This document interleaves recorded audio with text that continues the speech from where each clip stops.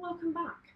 If you've been watching my tutorial so far, you hopefully would have begun to get comfortable with a vortex. Now, one of the things that I didn't touch on was lasso. And lasso is actually one really essential move within hooping. And it's literally just having the hoop above your head. It sounds far more exciting than it is. But it's a really essential move because it connects a lot of other moves together. Now, one thing that you'll notice is that I am making an L shape with my hand.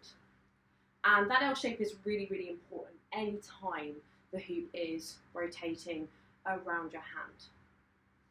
Now, the hoop needs to sit in between the thumb and the index finger, just here. And it stops the hoop from dropping down because the thumb's a little bit of a catch. But it also allows you to grab the hoop and you can do other moves with it. So to get into lasso, you want to have an outside grip, i.e. my hand on the outside of the hoop, thumb facing forwards. It can really be facing anyway. But the important part is that you're going to be bringing the thumb across your body and up and above your head. Sounds wacky, just give it a shot. So bring the thumb up and across the head. So you're swinging it really from behind and up. I'll show you that again. Swinging it behind my body and up. There is a little bit of a grip change because you'll go from holding the hoop like this to transferring it to like that.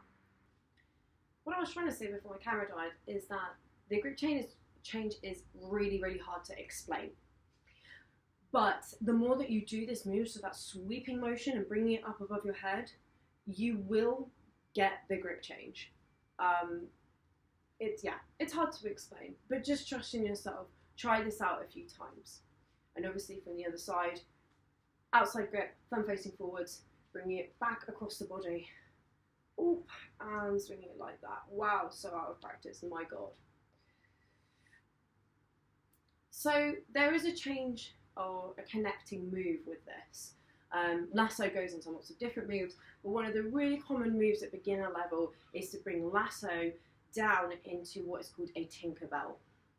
So starting in lasso, and I'm obviously rotating to the left because that's my dominant side, you're going to grab the hoop, you are going to bring the hoop down in front of your body, so the gap is in front of me, and then you're going to bring that gap in towards your body, out.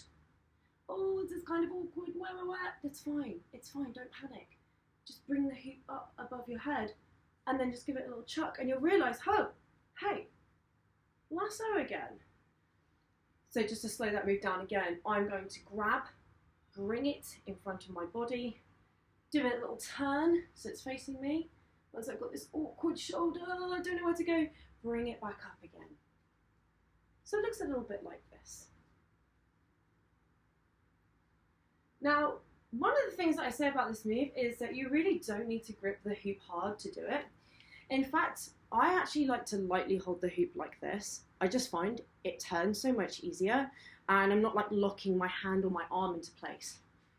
So from lasso, I just kind of bring it down with those three fingers. Oh, da-da-da-da-da. It looks good. It's a really simple move. It's so satisfying to do.